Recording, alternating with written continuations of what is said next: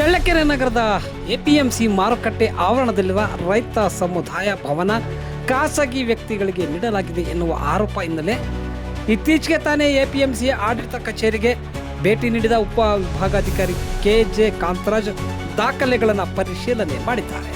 ಈ ವೇಳೆ ಮಾಹಿತಿ ನೀಡಿದ ಎಪಿಎಂಸಿ ಕಾರ್ಯದರ್ಶಿ ಜೆ ಪ್ರಭು, ಕೃಷಿ ಮಾರಾಟ ಇಲಾಖೆ ನಿಯಮದಡಿ ಅನುಪಯುಕ್ತವಾಗಿ ಉಳಿದಿದ್ದ ರೈತ ಸಮುದಾಯ ಭವನವನ್ನು ಹರಾಜು ಪ್ರಕ್ರಿಯೆಯಲ್ಲಿ 2026ರಿಂದ ಅನ್ವಯ ಆಗುವ ರೀತಿಯಲ್ಲಿ ಬಿ ವೆಂಕಟೇಶ್ ದಳವಾಯಿ ಎಂಬುವರಿಗೆ 55 ತಿಂಗಳ ಅವಧಿಗೆ ಲೀಸ್ಗೆ ನೀಡಲಾಗಿದೆ.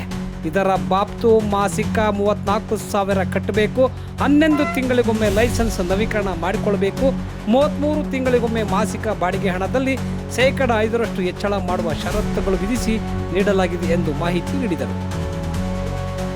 ಎಪಿಎಂಸಿ ಮಾರುಕಟ್ಟೆ ಆವರಣದಲ್ಲಿರುವ ರೈತ ಭವನವನ್ನು ಖಾಸಗಿ ವ್ಯಕ್ತಿಗೆ ನೀಡಲಾಗಿದೆ. ಸಮುದಾಯ ಭವನ ಬದಲಿಗೆ ಸಣ್ಣ ತಿಪ್ಪಯ್ಯ ಕಲ್ಯಾಣ ಮಂಟಪ ಎಂದು ಹೆಸರು ಬರೆಸಿರುವ ಬಗ್ಗೆ ರಾಜ್ಯ ರೈತ ಸಂಘ ಕೆಆರ್ ಪಕ್ಷದ ಕಾರ್ಯಕರ್ತರು ಗಂಭೀರವಾಗಿ ಆರೋಪ ಮಾಡಲಾಗಿತ್ತು. ಈ ಬೆನ್ನಲ್ಲೇ ಬಾಡಿಗೆ ಪಡೆದಿದ್ದ ಬಿ ವೆಂಕಟೇಶ್ ದಳವಾಯಿ ಅವರಿಗೆ ನೋಟಿಸ್ ಜಾರಿ ಮಾಡಿ ತಕ್ಷಣವೇ ಸಣ್ಣ ತಿಪ್ಪಯ್ಯ ಕಲ್ಯಾಣ ಮಂಟಪ ಹೆಸರನ್ನು ಬದಲಾಯಿಸಿ ಮೊದಲಿನಂತೆ ರೈತ ಸಮುದಾಯ ಭವನ ಎಂದು ಬರೆಸಿರುವುದಾಗಿ ದಾಖಲೆ ಸಹಿತ ಉಪವಿಭಾಗಾಧಿಕಾರಿಗಳಿಗೆ ಮಾಹಿತಿಯನ್ನು ನೀಡಿದ್ದಾರೆ.